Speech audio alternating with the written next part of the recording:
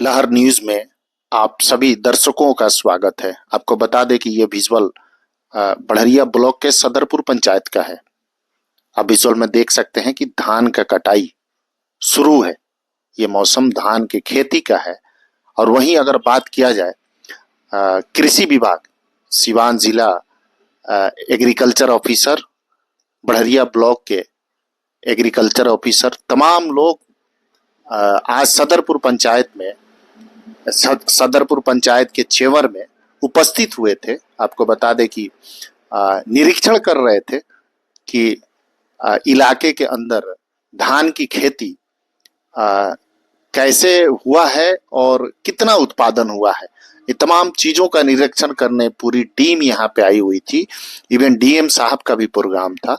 आप विजुअल में देख सकते हैं कि महाराजगंज अनुमंडल के एग्रीकल्चर ऑफिसर और तमाम जो आप विजुअल में देख रहे हैं ब्लॉक लेवल के कृषि सलाहकार सभी लोग यहाँ पे उपस्थित थे, ताकि डीएम साहब के आते ही ये हम लोग इसका निरीक्षण करें, देखें कि कितना उत्पादन कितना कट्ठे में हुआ है और इसका रेशियो कितना है, धान का जो बीज है वो कितना मजबूत है। तमाम बातों को लेके यहाँ पे पूरी टीम पहुंची हुई थी। हम आपको बता दें कि धान भारत की प्रमुख खाद्यान्न फसलों में से एक है, जिसका उत्पादन मुख्य रूप से खरीफ मौसम में किया जाता है। धान की कटाई कृषि चक्र का अत्यंत महत्वपूर्ण चरण है, क्योंकि इसी पर उत्पादन की गुणवत्ता, मात्रा और किसान की आमदनी निर्भर करती है। आइए देखते हैं लहर न्यूज पे एजाज अहमद की एक खास रिपोर्ट। जी सर, बताया जाए बढ़िया ब्लॉक के सदरपुर में डीएम साहब का प्रोग्राम क्या कुछ है प्रोग्राम उनका? हाँ, यह बढ़िया प्रखंड में जो क्रॉप कटिंग एक्सपेरिमेंट होता है, जिससे हम लोग फसल का जो उत्पादन और उत्पादकता है उसका हम लोग एक एस्टिमेशन लेते हैं। तो एक चिन्हित प्लॉट होता है, सांख्यिकी विभाग के द्वारा एक चिन्हित प्लॉट होता है, स्क्वायर एरिया में क्रॉप कटिंग किया जाता है। अच्छा।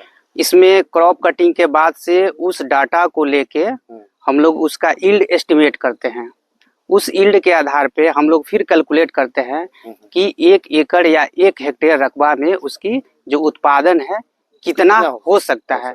और ऐसे ऐसे एक पंचायत में हम लोग लगभग 5 क्रॉप कटिंग एक्सपेरिमेंट करवाते हैं और सबका एक ऑन एन एवरेज लेके उसको एक पंचायत का एवरेज यील्ड को हम लोग प्रोड्यूस करते हैं।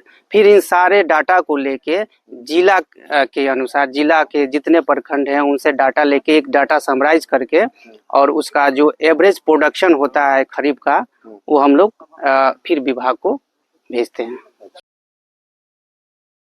धान की कटाई की अगर बात किया जाए तो धान की कटाई सामान्य रूप से सितंबर से नवंबर के बीच की जाती है।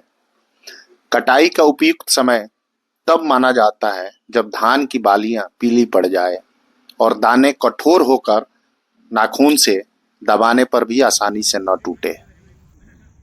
इससे ये पता चलता है। तो छोटे छोटे प्लॉट हैं जी, तो इसको लेके उत्पादन में कोई कमी नहीं आती है? उत्पादन में कोई कमी नहीं आती है। हाँ। क्योंकि कोई भी रकबा है उसको खेती करने के लिए हमको एक छोटा छोटा सब प्लॉट बनाना होता है। जी। तो चूंकि छोटे और सीमांत किसान हैं तो अपने प्लॉट में अपने प्लॉट के अनुसार वो लोग अलग अलग प्रभेद लगाते हैं और अलग अलग प्रभेद का अलग अलग उत्पादन और उत्पादकता लिया जाता है। जी। और किसानों को सजेस्ट किया जाता है कि और उत्पादन बढ़ाने के लिए क्या कुछ किया जा सकता है? क्योंकि अभी खरीफ का मौसम है, खरीफ में धान कटाई के बाद अभी बहुत अच्छा मौसम है। क्योंकि अभी आप दिखा सकते हैं कि धान कटने के बाद जो खेत में गेहूं लगाने की जो प्रक्रिया होती है, तो जो समय से बुआई करना चाहते हैं, 2 प्रकार का प्रभेद होता है, एक समय से बुआई, एक विलंब से बुआई। तो जो समय से बुआई करने वाले प्रभेद हैं उसके लिए पहले खेत को तैयार किया जाता है। तो चूंकि अभी आप नवंबर का जो लास्ट सप्ताह चल रहा है तो इसमें किसान को अभी मेकानाइजेशन का दौर है। बहुत अच्छे तरीके से देखिए खेत कितना साफ है, जीरो टिल के माध्यम से गेहूं का खेती कर सकते हैं। इनसे उनका जो कॉस्ट ऑफ कल्टीवेशन होता है वो कम जाता है।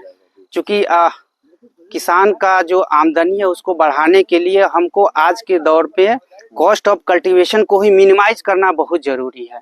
तो जो जोतने में जो खर्च है, जो लागत है वो कम जाता है और जीरो टिल के माध्यम से बीज का सही मात्रा, खाद का सही मात्रा सही स्पेस में उसको मिल जाता है और उसका जुडिशियस यूज होता है। इससे पौधे का जो ग्रोथ होता है बहुत अच्छा होता है, जड़ का जो मजबूती है बहुत अच्छा होता है। बाद में जब पछिया हवा चलता है फसल पकने के बाद, तो जड़ का जो मजबूती होने के कारण उसको गिरने का जो ये होता है वो थोड़ा सा कम जाता है। की कटाई वैज्ञानिक और उचित तरीके से करने पर न केवल उत्पादन की गुणवत्ता बनी रहती है, बल्कि किसान को बेहतर बाजार भाव भी मिलता है। तकनीकी साधनों के कटाई प्रक्रिया अधिक सरल और सुरक्षित और लाभकारी बन सकती है। और इससे उसका जो उत्पादन में जो कमी होनी चाहिए थी, जो फसल जो पछिया के कारण, वो थोड़ा सा कम होता है। तो जीरो टिल करने से किसानों का जो आमदनी है वो बढ़ जाता है। बहुत सारे किसानों का शिकायत रहता है कि हम लोगों को जानकारी नहीं मिल पाती है सरकार की योजनाओं की, या फिर फसल कैसे रोपा जाए, फसल कैसे किया जाए। तो इस पे क्या कहेंगे उनके लिए? आज जाने के बाद से लोग मिलता है नहीं है, ब्लॉक हो चाहे जिला हो, चक्कर लगाना पड़ता है। तो इस पे क्या कहेंगे? ये आज के डेट में तो इसको अतिशयोक्ति ही कहा जा सकता है जी। कि हमको विभागीय जो जानकारी है हमको नहीं मिल पाती है। जी। कृषि विभाग ही एक ऐसा विभाग है जहाँ पंचायत स्तर पे हमारे कर्मी उपलब्ध होते हैं। पंचायत स्तर पे हमारा कार्यालय होता है, फिर प्रखंड स्तर पे होता है, फिर अनुमंडल स्तर पे होता है, जिला में। इसके अलावा हम लोग इलेक्ट्रॉनिकली इतने आगे आए हैं कि हर किसान सलाहकार को, एग्रीकल्चर कोऑर्डिनेटर को ये टारगेट है कि हम मैक्सिमम किसानों को बिहार कृषि ऐप से हम लोग जोड़े। और बिहार कृषि ऐप में कोई ऐसी सूचना नहीं है आने वाली किसी भी योजना के बारे में जो आपको ससमय नहीं मिल सकता है। अगर हम जागरूक किसान हैं, हमारे पास एंड्रॉयड फोन है, तो हम उस ऐप को डाउनलोड करके अपनी सारी योजनाओं के बारे में जान सकते हैं। और हम आग्रह करेंगे जो कोई भी किसान बंधु जिनके पास एंड्रॉयड है, चाहे वो प्ले स्टोर पे जाके उस ऐप को डाउनलोड कर लें, अपने नंबर से रजिस्टर्ड हो लें। इससे हमारे विभाग में चल रही सारी योजनाओं के बारे में जो जानकारी है, कौन सा सेंटर कहाँ अवस्थित है, इसके दूरी के बारे में आप जीपीएस के माध्यम से जान सकते हैं कि वो कौन सा कार्यालय कहाँ है, किस पदाधिकारी, किस कर्मी के पास हमको जाना है। सबका नंबर, सबके बारे में जानकारी उस ऐप से आपको प्राप्त हो सकता है। सर, अपना एक परिचय दे दीजिए। जी, मैं अनुमंडल कृषि पदाधिकारी महाराजगंज सिवान, मेरा नाम आनंद चौधरी है। ठीक है सर। निरीक्षण के दौरान पाया गया कि क्षेत्र में धान की कटाई संतोषजनक गति से चल रही है, फसल की गुणवत्ता अच्छी है और खरीद केंद्रों की कुल व्यवस्था सामान्य रूप से सुचारू है। कुछ स्थानों पर लेबर की उपलब्धता और नमी कंट्रोल से जुड़ी चुनौतियां सामने आई है, जिनके समाधान हेतु दिशा निर्देश जारी कर दिए गए हैं। वही नहीं तो कर दीजिए। जी, बताया जाए अपना परिचय देते हुए। आज डीएम साहब का आगमन होने जा रहा है। मैं रामजी शुक्ल, कृषि समन्वयक, जी जी, बढ़हरिया ब्लॉक, जी पंचायत सदरपुर। जी। ये जो धान की कटिंग होती है, हाँ हाँ 10x5 हाँ मीटर की जाती है। हाँ हाँ। इसमें किसान को बताया जाता है, नाप करके हम लोग मेड़ से 7 मीटर अंदर जा करके बाउंड्री लाइन का करके कटिंग करवाते हैं और किसान से उसी समय उसकी बाइंडिंग करके पिटवाते हैं, तौल कराते हैं।